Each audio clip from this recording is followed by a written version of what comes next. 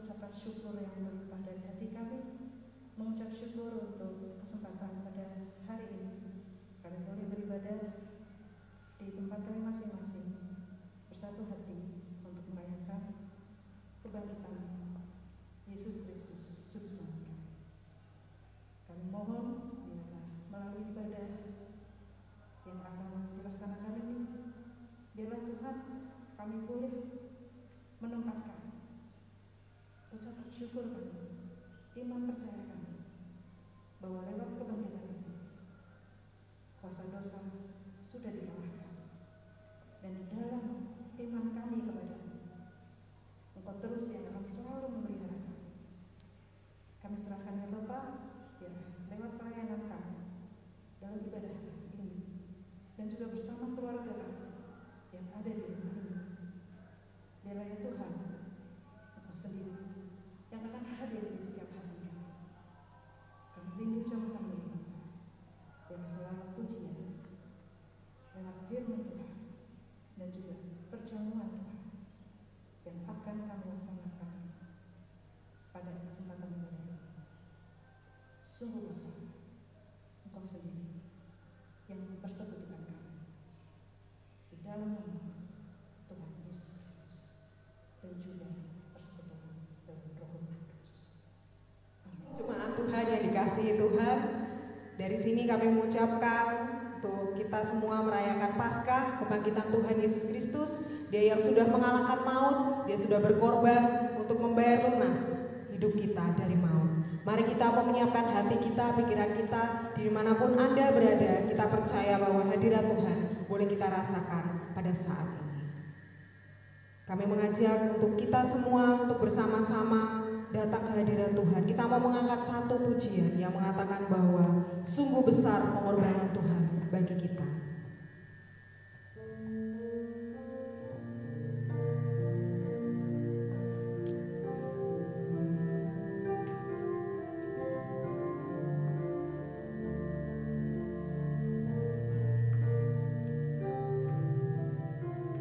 Kemanakah aku dapat pergi menjauhi roh-Mu Tuhan? Kemanakah aku dapat pergi menjauhi roh-Mu yang suci, Kau sahabat.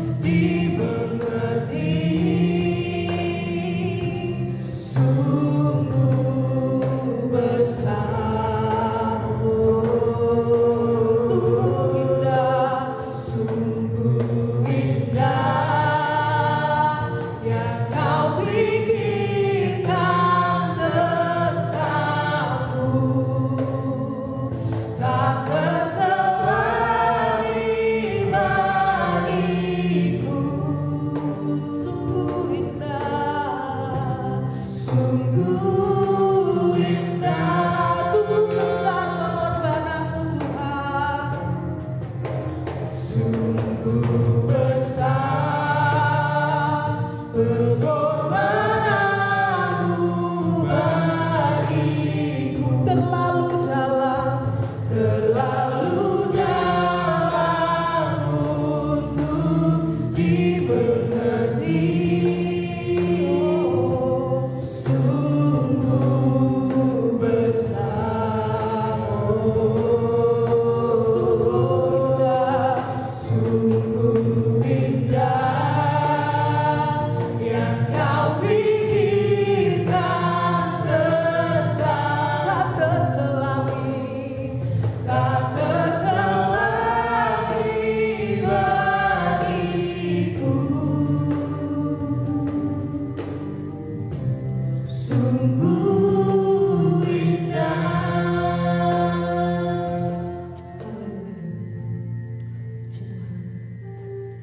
Kita mau terus bersama memuji Tuhan pada ibadah kita kali ini. Kita percaya bahwa Tuhan kita adalah Tuhan yang sangat baik. Dia sungguh teramat baik, sebab Dia telah mati bagi kita dan Dia juga sudah bangkit bagi kita semua. Kita mau katakan bahwa Dia sungguh baik. Dia Tuhan Allah penyelamat kita. Kuasa maut sudah dikalahkan dan hidup kita sudah dipulihkan, sebab Dia Tuhan kemenangan kita. Dia sungguh baik. Kita mau pujikan dengan segenap hati kita dan kita mau bersama-sama bersuka cita dalam Tuhan.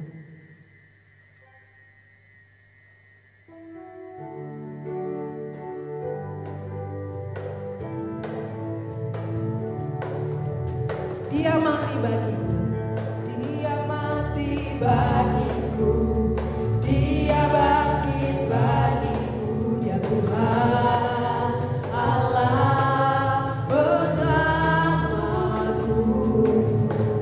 Kuasa maut dikalahkan, hidupku dipulihkan, ya Tuhan Allah kemenanganku. Dia sungguh baik, Dia sungguh baik, Dia sangat baik. Yesus, Dia baik bagi, Dia sungguh baik, Dia sungguh baik, Dia sangat baik. Yesus, Dia baik bagiku.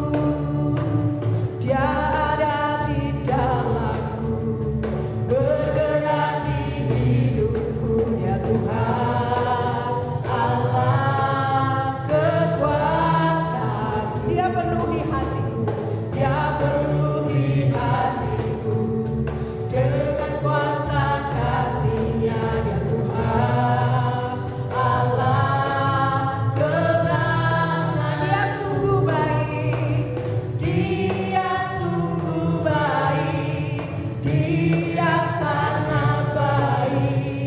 Yesus, Dia baik bagi, Dia sungguh baik, Dia sungguh baik, Dia sangat baik. Yesus, Dia baik bagi. He is so good to you, He is so good to you, He is so good to me. Jesus, Jesus is so good to you, and He is so good to you, He is so good to you, He is so good to me. Jesus is so good to you, and Jesus, Jesus is so good to you, and Jesus, Jesus is so good to you and me. Haleluya, puji Tuhan. Kita percaya bahwa Tuhan kita sudah bangkit dari maut dan kita telah mendapatkan korban dari penyelamatan di dalam Kristus Yesus. Mari saat ini kita mau bersama-sama menyiapkan hati kita untuk kita mendengarkan kebenaran firman Tuhan. Kita mau katakan bahwa ya Yesus, ku berjanji untuk setia padamu. Kita mau angkat pujian dari nyanyian pujian nomor 181.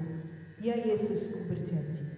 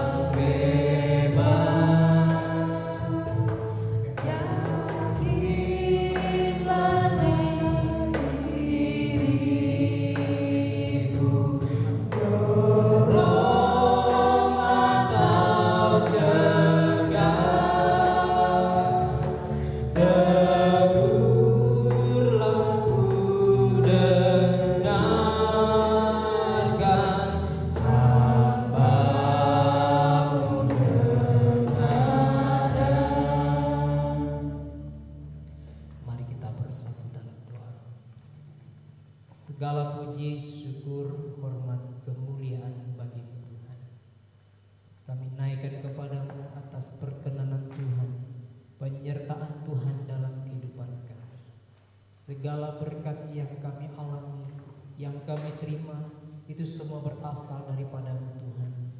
Karena itu kami menaikkan ucapan syukur kami tak terhingga kepada-Mu ya Tuhan. Dan sebentar juga Tuhan Yesus, kami anak-anak-Mu, baik kami yang ada di gereja ini Tuhan, di rumah maupun jemaat-Mu sekalian yang ada di tempat tinggal mereka masing-masing. Kami yang rindu dan haus akan kebenaran firman-Mu, kiranya Tuhan memberkati kami. Bila Tuhan menjamah setiap kami, hati kami boleh kami buka untuk kebenaran firman-Mu ya Tuhan. Karena Engkau telah mati dan bangkit dari antara orang mati, menyatakan kemenangan kepada setiap kami. Dan Engkau sudah menang atas belenggu dosa, atas setiap hal-hal yang membuat kami tertekan Tuhan. Terima kasih buat karya-Mu yang sungguh luar biasa dalam kehidupan kami. Sebentar kami akan mendengarkan firman-Mu Tuhan. Berfirmanlah kepada kami, sebab kami telah siap untuk mendengarkan firman-Mu. Dalam nama Tuhan Yesus kami berdoa. Amin. Salam Bapak Ibu, saudara-saudari yang dikasihi dalam Tuhan Yesus Kristus. Di hari Paskah yang berbahagia ini, meskipun sampai hari ini kita belum bisa untuk beribadah secara bersama-sama di rumah Tuhan, di tempat ini, tetapi saya melihat ada antusias yang sungguh luar biasa dari setiap jemaat Tuhan, bahwa beberapa orang mengatakan bahwa mereka sudah rindu rumah Tuhan. Beberapa orang mengatakan, saya menyempatkan diri datang sekedar melihat gedung gereja ini karena saya sudah rindu untuk bersekutu bersama Tuhan dengan saudara-saudara seiman. Jadi sempat terdengar bahwa lebih baik 1 hari di pelataranmu daripada 1000 hari di tempat lain. Dan saya menghargai kerinduan Bapak Ibu untuk bersama-sama menikmati berkat Tuhan, bersama-sama di dalam komunitas kita, bersama-sama kita meninggikan Tuhan di rumah Tuhan ini. Kita berdoa supaya badai virus yang sedang melanda Indonesia bahkan dunia ini cepat berlalu, sehingga di lain waktu kita akan bersama-sama kembali untuk duduk di rumah Tuhan untuk memuji, menyembah dan mendengarkan firman Tuhan. Hari ini saya akan membagikan kebenaran firman Tuhan yang terambil dari 1 Petrus pasal yang kedua ayat yang ke-24. 1 Petrus pasal yang kedua ayat yang ke-24 dikatakan di sana, Ia sendiri telah memikul dosa kita di dalam tubuhnya di kayu salib, supaya kita yang telah mati terhadap dosa hidup untuk kebenaran. Oleh bilur-bilurnya kamu telah sembuh. Firman Tuhan hari ini saya beri judul Salib Kristus yang memberi kemenangan. Salib Kristus yang memberi kemenangan. Surat ini dialamatkan oleh Petrus kepada para budak-budak Kristen di dalam sebuah jemaat, karena mereka berprofesi sebagai budak. Dan ia menekankan kepada jemaat ini bahwa betapa pentingnya sikap hidup jemaat Tuhan untuk tunduk kepada majikan, kepada pimpinan, kepada otoritas, kepada orang yang lebih tinggi, kepada orang yang mempekerjakan kita. Petrus meminta jemaat ini untuk tunduk kepada otoritas yang ada. Dan beberapa budak yang baru saja bertobat, mereka mengira bahwa kemerdekaan yang mereka peroleh itu secara rohani juga menjamin kemerdekaan mereka secara politik atau secara fisikly. Jadi menurut orang Kristen, para budak yang baru percaya, ketika Yesus memberikan kemerdekaan, kemenangan kepada kita lewat kematiannya di kayu salib, kita percaya kepadanya, kita ditebus dan kita menjadi anak-anak Allah, maka kita dimerdekakan. Tapi kemerdekaan yang mereka maksudkan bukan semata kemerdekaan secara rohani, tapi kemerdekaan secara politik. Artinya mereka bebas, merdeka sebagai budak. Namun apa yang dikatakan oleh Petrus di sini?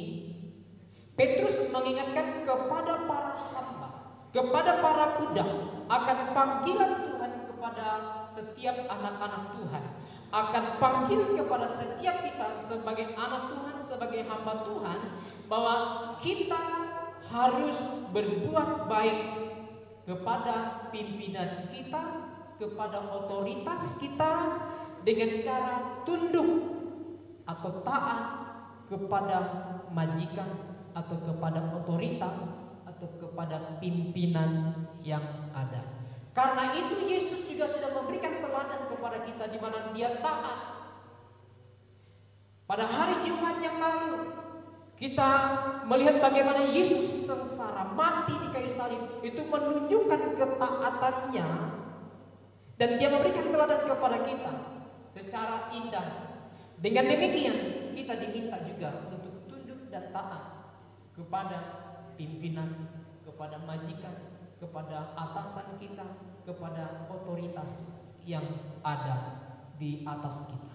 Nah, oleh karena itu, ketika firman Tuhan ini dibacakan, firman Tuhan ini disampaikan oleh Petrus, salib Kristus itu memberikan kesaksian tentang bagaimana Kristus menunjukkan cinta kasih-Nya yang Dia curahkan kepada setiap kita manusia yang berdosa.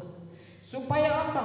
Supaya dinyatakan kepada kita, dicurahkan kepada umat manusia yang mempunyai kuasa untuk mentransformasikan hidup kepada setiap manusia, pribadi lepas pribadi, Anda dan saya, semua kita. Pesan inilah yang ingin kita pelajari pada khotbah hari ini, di momen Paskah hari ini. Nah, melalui salib Kristus ini, Ia ingin menyatakan tentang kebangkitannya dan hasrat bagaimana Tuhan berupaya untuk menarik semua orang untuk datang kepadanya. Melalui salib Kristuslah Tuhan menarik semua orang untuk datang kepadanya. Maka kita dapat melihat bagaimana kasih Kristus ini.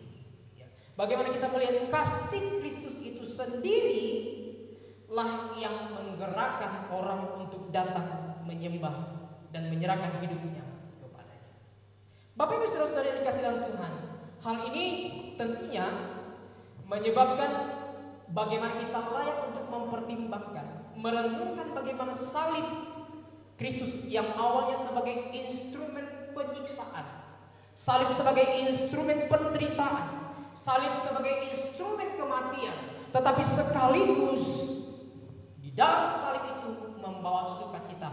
Bahkan bukan cuma itu, dikatakan oleh Paulus dalam Galatia pasal yang ke-6 ayat yang ke-4, dikatakan bahwa tetapi aku sekali-kali mau bermegah, ya.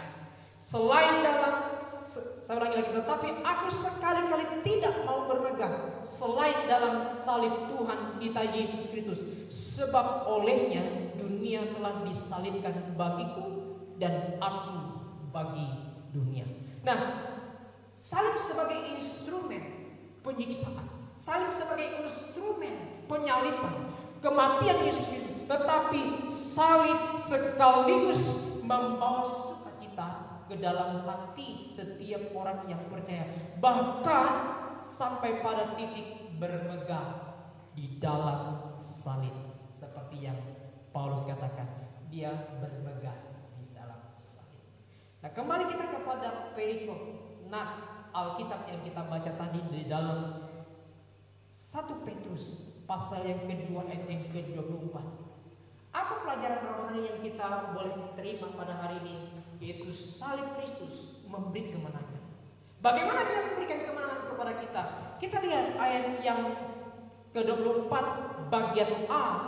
Di situ dikatakan bahwa Ia sendiri telah memikul dosa kita di dalam tubuhnya di kayu salib. Jadi yang pertama yang ingin kita pelajari hari ini, bagaimana salib Kristus itu memberikan kemenangan kepada kita, karena Yesus sudah memikul dosa kita, memikul anak pero, memikul. Pernahkah kita berpikir, ya, pernahkah kita terpikirkan di dalam hati kita dan pikiran kita bertanya, bagaimana Yesus dapat memikul dosa kita?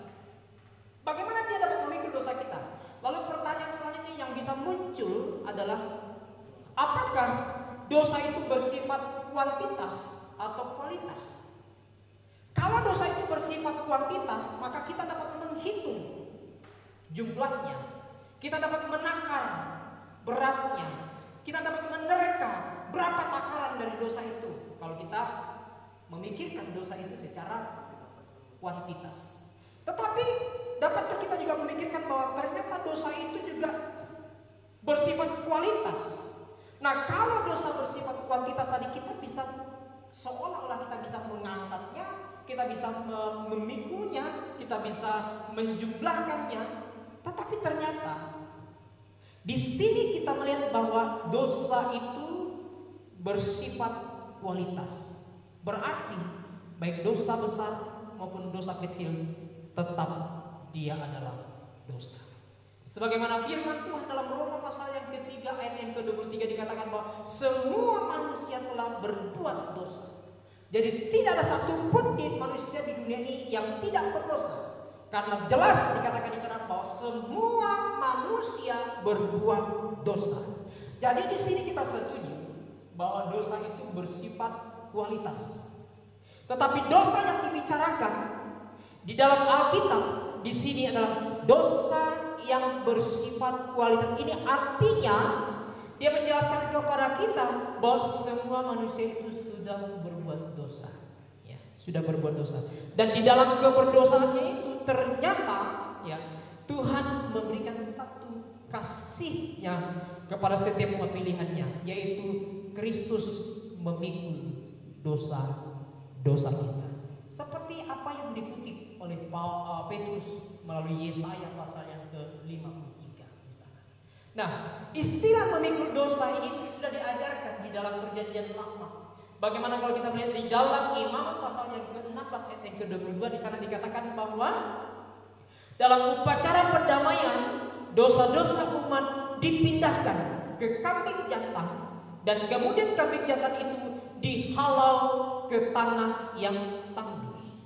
Jadi istilah memikul dosa ini pada Perjanjian Lama di dalam Imamat pasal yang ke-16 ayat yang ke-22 ini dikatakan bahwa ada upacara perdamaian. Kemudian ada kambing jantan yang dipersiapkan di sana. Kemudian kambing jantan ini dilepaskan, dihalau ke tanah yang tandus. Dan kambing jantan ini dihalau, dilepaskan di tanah tandus itu melambangkan bagaimana dia mengangkut dosa umat manusia, umat Tuhan khususnya pada waktu itu. Jadi kambing ini dilambangkan mengangkut dosa. Dan kita tentu percaya bahwa peraturan-peraturan itu hanyalah sifatnya sementara, tidak bersifat kekal.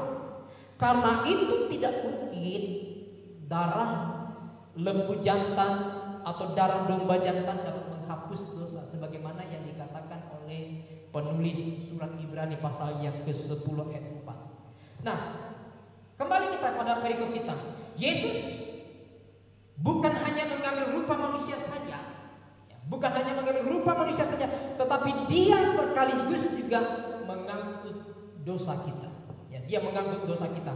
Nah, kita membutuhkan kelepasan, kita membutuhkan kelegaan, kita butuh pengampunan dari Tuhan, sehingga kita akan dimampukan untuk mengikut teladan Yesus seperti yang dikatakan di dalam Alkitab. Dan inilah inti dari kematian Kristus Yesus di kayu salib, yakni untuk memikul dosa Anda dan saya. Kita manusia yang berdosa ini, kita tidak bisa dengan kekuatan kita, dengan kemampuan kita untuk melepaskan kita dari jerat dosa, dari hukuman dosa, kecuali kita hanya membutuhkan Yesus saja yang memikul dosa kita, dan Dia mengampuni dosa kita, menghapus dosa kita. Bapak Ibu Saudara yang dikasihi dalam Tuhan, jadi seberapa banyak di antara kita yang hari ini masih hidup di dalam perbudakan dosa, yang masih hidup di dalam pergumulan bagaimana kita berjuang untuk menaklukkan dosa dalam kehidupan kita. Kita ini sebagai anak-anak Tuhan, kita anak-anak yang senantiasa rindu, yang senantiasa datang kepada Tuhan. Saya punya seseorang yang saya kenal, dia sering sekali ke gereja, dia sering sekali melayani Tuhan. Wow, apapun yang dia lakukan selalu sifatnya rohani. Status Facebooknya rohani, status Twitternya rohani, status di WhatsAppnya juga rohani sekali. Tapi ada masalah pengen mati, punya masalah sedikit pengen mati, udahlah aku mau mati saja. Pergumulan itu berat, tapi di gereja angkat tangan haleluya, haleluya. Tapi ketika ada masalah sedikit, dia bilang aku mau mati saja. Nah, Bapak Ibu Saudara yang dikasih dalam Tuhan Yesus Kristus, orang kan bingung lihat dia ke gereja terus. Ini orang statusnya rohani, Ini orang ketika dia nulis dalam Facebook sangat rohani sekali, kutip ayat Alkitab setiap hari, kutip renungan harian setiap hari. Dia kuatkan orang lain tapi dia sendiri tidak dikuatkan. Nah orang kan bingung, ini ke gereja ngapain sih orang ini? Setiap hari angkat tangan haleluya, tapi ketika ada persoalan haleluya. Bapak Ibu Saudara-saudara yang kasih dalam Tuhan Yesus Kristus, Alkitab menjelaskan kepada kita bahwa Kristus disiksa, Kristus disalibkan, dia ditindas, dia dibunuh, dan pada waktu dia disiksa, ditangkap, dipukul, tubuhnya dipecut, dan dagingnya tercabik-cabik dari pecutan itu. Dan dia katakan sakit, sangat sakit sekali. Dan itu dia lakukan untuk saudara dan saya, untuk dosa kita semua. Dia memikul dosa kita. Karena hanya Kristus yang sempurna lah yang mampu memikul dosa-dosa kita. Kekuatan kita, harta kita tidak bisa membeli itu semua. Kebaikan-kebaikan yang kita tunjukkan itu tidak mampu untuk membawa kita kepada keselamatan. Hanya darah Yesus lah yang sanggup menyucikan kita dari keberdosaan kita. Darah Yesuslah yang sanggup untuk mengampuni setiap kita yang berdosa. Dan hanya Yesus yang sempurna itulah yang akan menyelesaikan seluruh amarah Tuhan, amarah Allah. Adakah manusia yang sempurna seperti Kristus sempurna? Tidak ada. Tidak ada. Semua manusia memiliki keberdosaannya, baik itu emosi kita, baik itu sikap kita, baik pikiran kita, tindakan kita, semua itu melakukan potensi dosa. Dan hanya Yesus yang sempurna sajalah yang mampu menyelesaikan seluruh amarah yang Tuhan hendak tuangkan kepada manusia. Dan itu dia lakukan untuk mendamaikan kita, manusia yang berdosa ini. Bapak Ibu Saudara-saudara yang dikasihi dalam Tuhan, sebagai pribadi seorang Kristen yang sejati kita dipengaruhi oleh situasi kita, ya, pikiran kita, ya, apalagi kalau seorang pemimpin dalam sebuah perusahaan, pemimpin dalam sebuah institusi, dalam situasi-situasi tertentu kadang-kadang banyak pendapat orang. Kita melihat bagaimana seorang presiden kita, Pak Jokowi, banyak sekali kritikan, banyak sekali masukan, dan itu semua harus dia dengarkan, dan dia harus mengambil keputusan. Bahkan keputusan terbaik pun yang dia ambil pasti ada cacatnya, dan orang akan mencela, tukar keputusan yang tidak benar. Dan banyak sekali orang mencela. Dan itulah. Nah, oleh karena itu situasi kita, keadaan kita seringkali tidak baik. Tetapi ingat, jangan sampai kita mau diperbudak oleh dosa. Karena Yesus mati di kayu salib, dia memikul dosa kita. Jadi salib memberikan kemenangan kepada kita yang pertama, karena Yesus mati di kayu salib untuk memikul setiap dosa kita. Yang kedua, ayat yang ke-24 bagian B, di sana dikatakan supaya kita yang telah mati terhadap dosa hidup untuk kebenaran. Jadi setelah Tuhan mati di kayu salib, dia memikul dosa kita, dia memikul setiap kesalahan kita, pelanggaran kita, supaya kita dibenarkan, supaya kita disucikan, dikuduskan. Dia mau supaya kita hidup dalam kebenaran. Dia mau supaya kita yang sudah mati terhadap dosa ini hidup untuk kebenaran. Kematian Kristus itu memberikan kekuatan kepada kita. Kematian Kristus di kayu salib itu memberikan kepada kita kemampuan untuk menghadapi kecenderungan kita untuk berbuat dosa, sehingga kita hidup dalam kebenaran. Sebab sebagai manusia yang berdosa, insan yang berdosa ini, kecenderungan kita adalah kecenderungan untuk berbuat dosa. Dan oleh karena itu kematian Kristus di kayu salib memikul dosa kita. Supaya apa? Supaya kita hidup untuk kebenaran. Yang Tuhan mau dalam kehidupan kita adalah supaya kita hidup untuk kebenaran. Kematian Kristus memberikan kekuatan, memberikan kesanggupan, memberikan kemampuan kepada kita untuk hidup di dalam kebenaran. Karena kecenderungan-kecenderungan yang ada pada kita adalah untuk membalas dendam, Orang bersalah kepada kita, maka kita balas dendam. Orang menyakiti hati kita, kita balas untuk menyakiti hati orang lain. Orang mencemooh kita memiliki kesempatan untuk membalas. Tetapi kematian Yesus di kayu salib memikul dosa kita supaya kita hidup di dalam kebenaran. Nah, bagaimana mungkin kita bisa mengalahkan kedagingan kalau kita tidak menyerahkan hidup kita kepada Tuhan?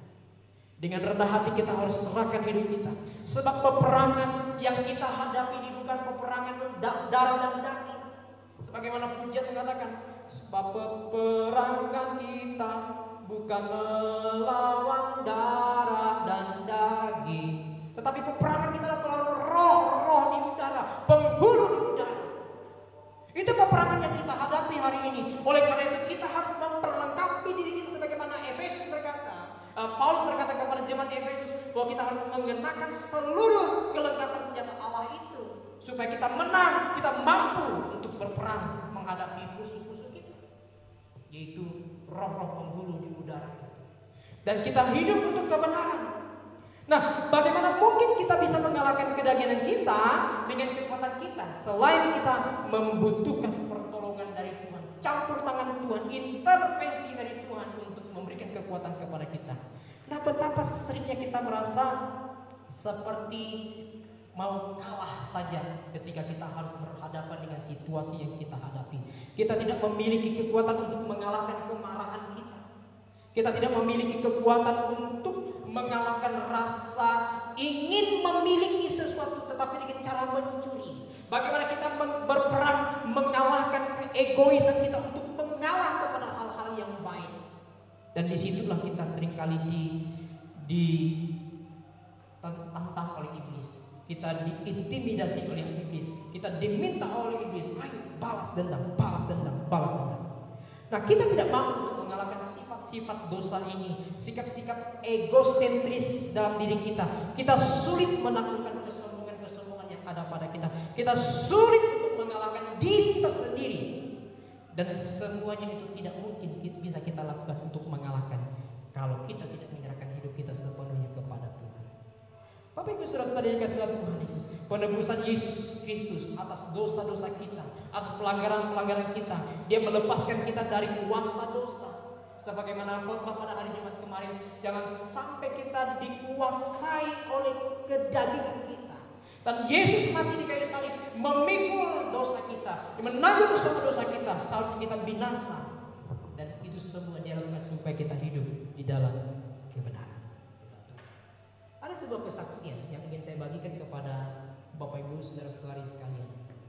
Suatu ketika ada seorang pendeta akan melakukan pelayanan KKR di daerah.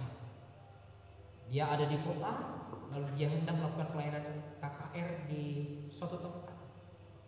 Dan dia setir sendiri, dia bawa mobil, dan di ujung kota itu ada seorang perempuan pakai baju yang sedikit minim, ya, dengan yang sangat seksi sekali, dan dia berusaha untuk stop mobil Pak Pendeta ini.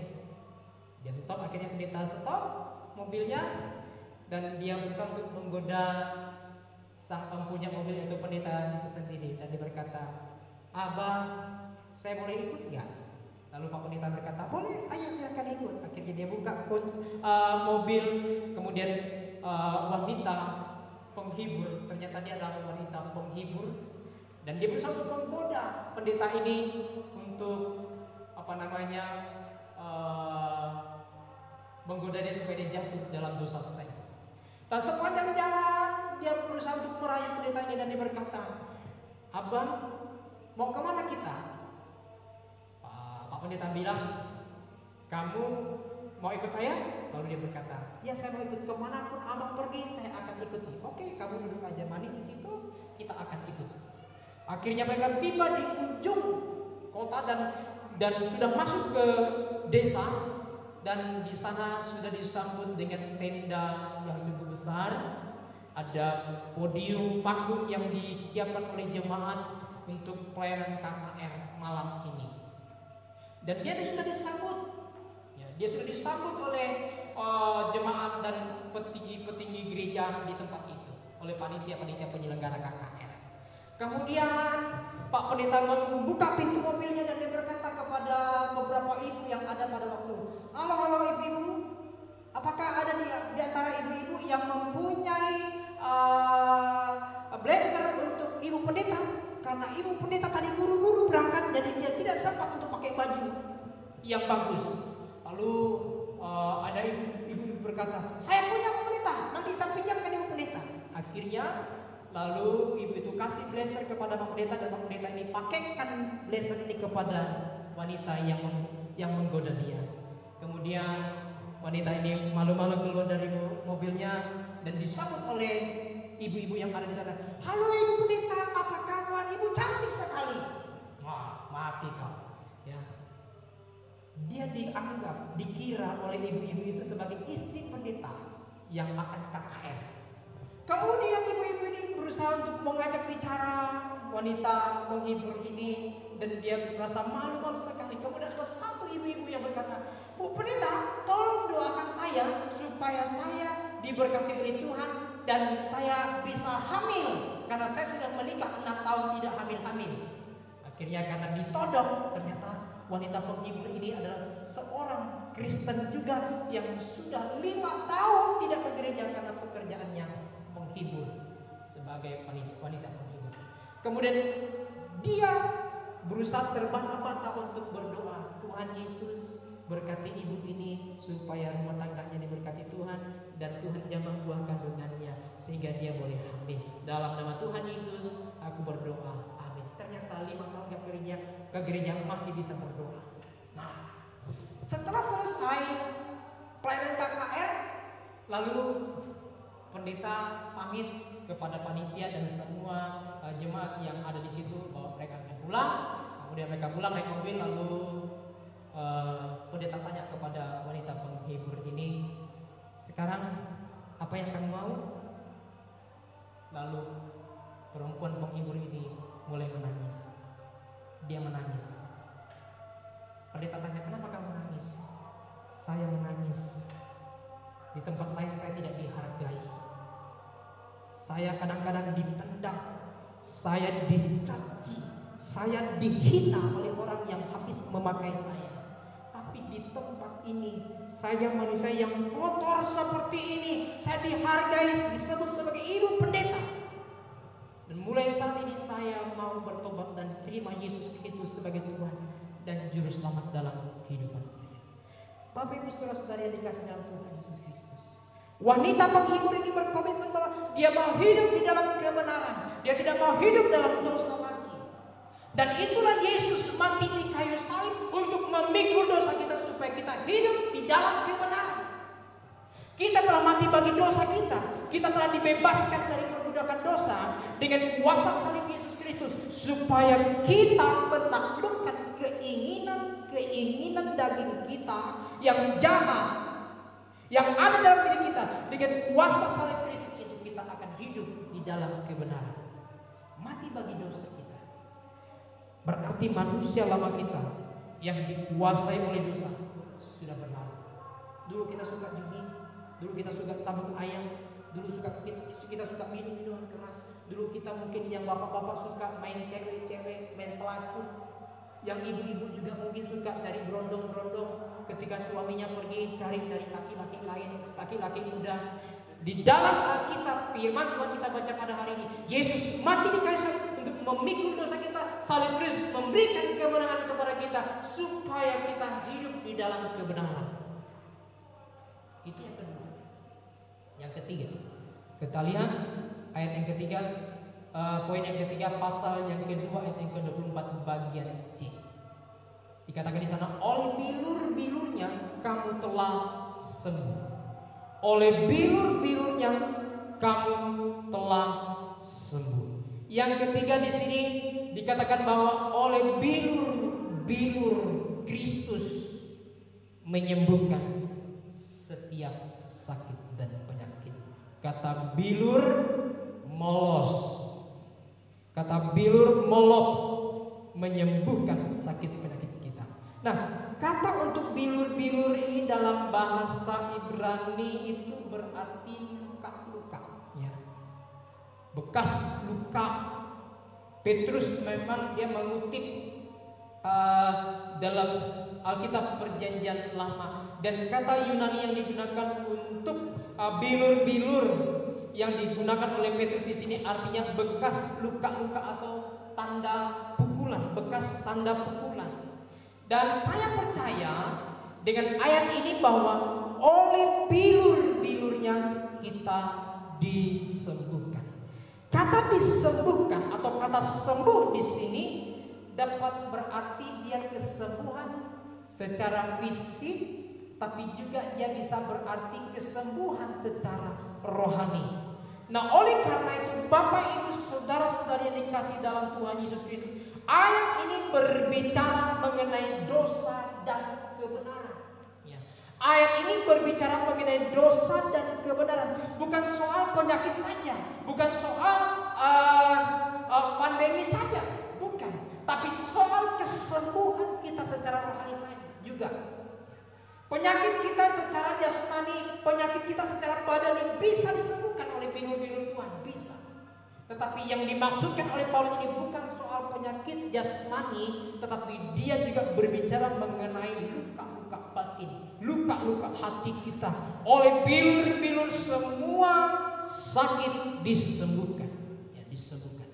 Bapak Ibu saudara-saudari yang dikasihi Tuhan, jadi kata sembuh di sini itu bukan berbicara mengenai sakit secara badani atau jasmani saja, tetapi juga bisa hati kita.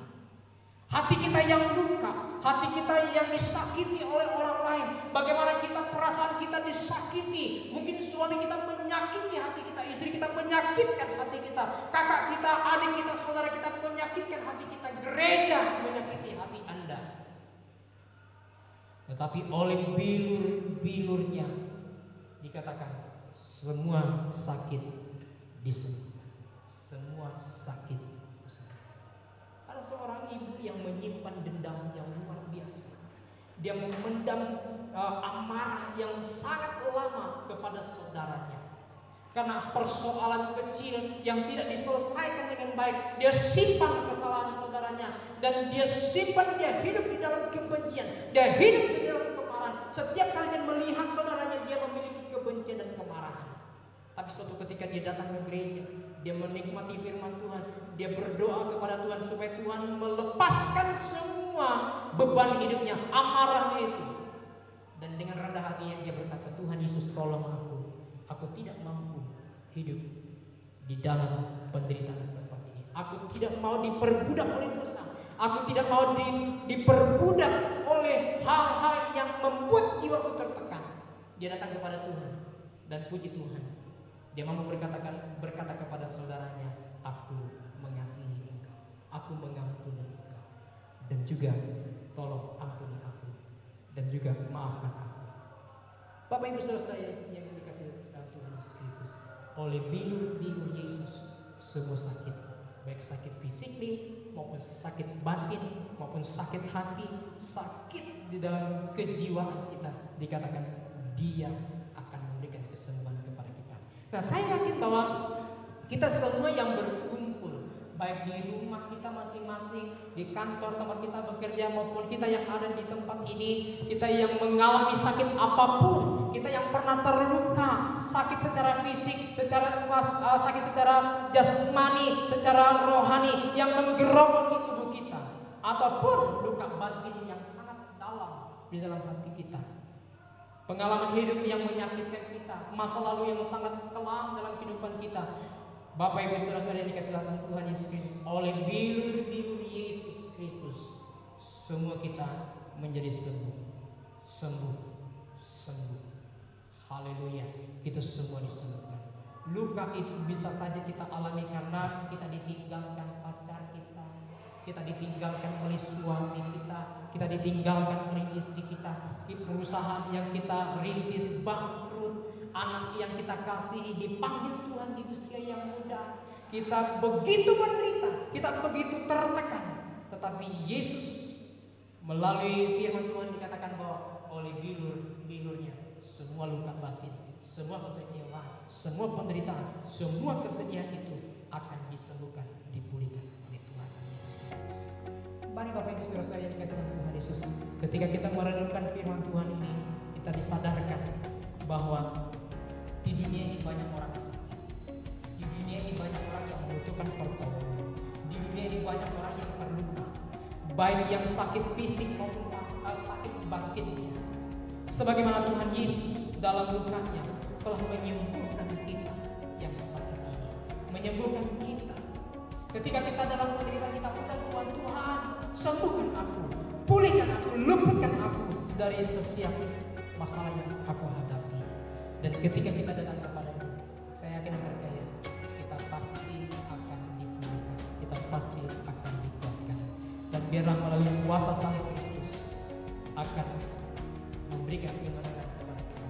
Sebab firman Tuhan hari ini yang kita dengarkan hari ini, salib Kristus memberikan kemenangan dengan cara Dia memikul beban dosa kita. Kemudian ketika Dia memikul itu semua, Dia bawa supaya kita hidup untuk kebenaran. Dan ketika kita hidup untuk kebenaran, semua sakit kita, baik sakit jasmani maupun sakit rohani kita, oleh bibirnya semua sakit kita disembuhkan. Amin. Tuhan Yesus. Mari kita berdoa. Kita akan naikkan pujian untuk merespon firman Tuhan pada pagi hari ini. Karena salib aku hidup. Hanya Kau Tuhan di hidupku, Kau berikan hidup yang baru. Darah-Mu menyucikan, sucikan hatiku. Ku nyatakan Kaulah segalanya. Engkaulah sumber pengharapan, Engkaulah sumber pengharapan. Kuasa-Mu sanggup menyembuhkan. Jiwaku pun bermegang, amin. Jiwaku pun berserah hanya kepadamu. Yesus, Kaulah segalanya. Katakan karena salib-Mu, karena salib-Mu ku hidup, amin. Karena salib-Mu ku menang. Engkau yang berkuasa, sanggup untuk melakukan mujizat-Mu di hidupku. Sekali lagi dengan sungguh-sungguh, dengan mata tertutup kita naikkan pujian ini. Hanya Engkau Tuhan Yesus. Hanya Kau Tuhan di hidup, amin. Kau berikan hidupku, Kau berikan hidup, amin Yesus. Haleluya. Darah-Mu menyucikan, pulihkan hatiku. Ku nyatakan Kaulah segalanya.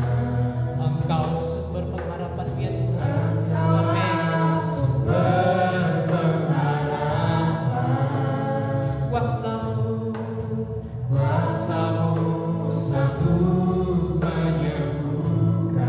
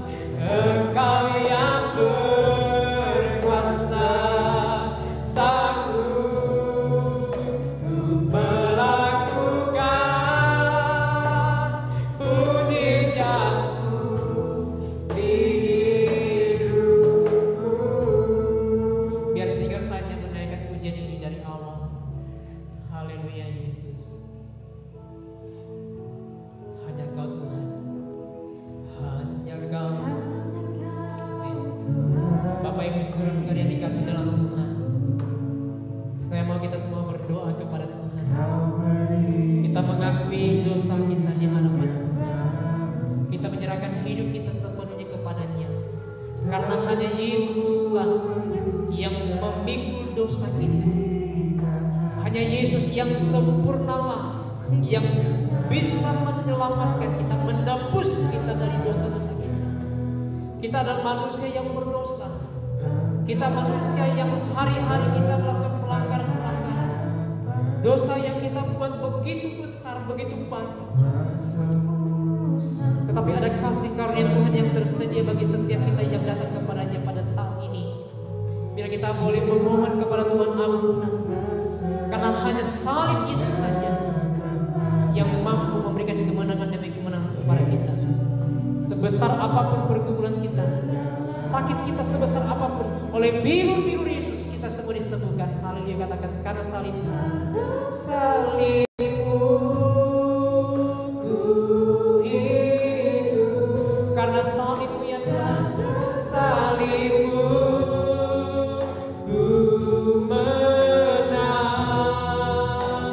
Engkau yang berkuasa, sanggup untuk melakukan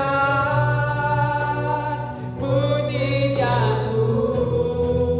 Karena salib-Mu, amin Yesus, aku butuh Engkau ya Tuhan. Amin, kami hidup karena salib-Mu. Karena salib-Mu, aku menang. Haleluya Yesus. Engkau yang berkuasa, sanggup untuk melakukan mujizat-Mu di hidupku. Ya Tuhan, pewartaan firman-Mu sudah berhenti dari pendengaran kami. Satu hal yang kami boleh simpan, bahwa salib-Mu memberikan kemenangan kepada kami ya Tuhan. Engkau mati di kayu salib untuk memikul dosa kami, menanggung segala pelanggaran-pelanggaran kami. Seharusnya kami binasa, seharusnya kami dihukum, tapi Engkau memikul pelanggaran-pelanggaran kami Tuhan, sehingga kami hidup di dalam Engkau. Kami menjadi anak-anak-Mu Tuhan, dan mampukan kami Tuhan untuk hidup untuk kebenaran, untuk mengatakan hal-hal yang benar, untuk melakukan hal-hal yang benar dalam pandangan Tuhan, bukan dalam pandangan kami atau pendapat manusia. Tapi biarlah kami boleh melakukan apa yang benar, yang menurut firman-Mu benar, ya dan amin. Dan kami percaya Tuhan, setiap kami yang mendengarkan firman Tuhan ini, baik kami yang ada di rumah, baik kami di kantor, di perjalanan dimanapun Tuhan yang kami mendengarkan siaran ini, yang sakit oleh bilur-Mu Tuhan disembuhkan dalam nama Tuhan Yesus. Kepada saudara-saudara kami yang sedang mengidap sakit corona, dalam nama Tuhan Yesus, oleh bilur-Mu Tuhan, semua sakit disembuhkan dalam nama Tuhan Yesus. Begitu juga kepada kami yang sakit batin, sakit hati, dalam nama Tuhan Yesus, oleh bilur-bilur-Mu Tuhan, semuanya disembuhkan. Terima kasih Tuhan, terima kasih kepada surga. Berkati kami, berkati setiap kami Tuhan. Para pemirsa yang ada di luar sana, yang sedang mendengarkan siaran ini, diberkati oleh Tuhan. Terpujilah nama Tuhan, demi Yesus yang hidup kami berdoa. Amin.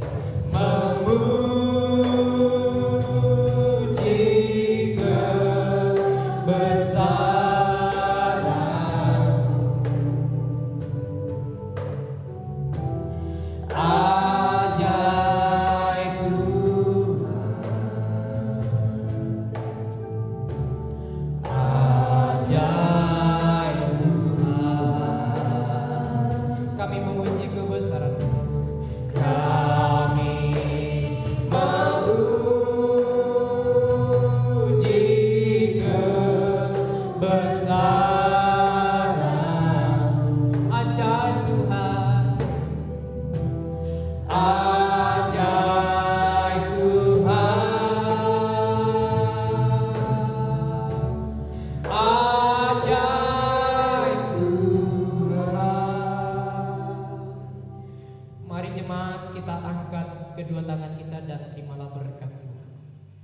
Arahkanlah hati dan pikiranmu kepada Tuhan, jemaat Tuhan, milik Tuhan. Pulanglah dan terimalah berkat Tuhan. Semoga Tuhan sumber pengharapan memenuhi kamu dengan segala sukacita dan damai sejahtera dalam imanmu, supaya kekuatan Roh Kudus kamu berlimpah-limpah dalam pengharapan. Tuhan memberkati engkau dan melindungi engkau. Tuhan menyinari engkau dengan wajah-Nya dan memberi engkau kasih karunia. Tuhan menghadapkan wajah-Nya kepadamu dan memberi engkau damai sejahtera. Dan biarlah roh, jiwa, dan tubuhmu terpelihara sempurna dengan tak bercacat pada kedatangan Yesus Kristus, Tuhan dan Juru Selamat kita yang kedua kalinya.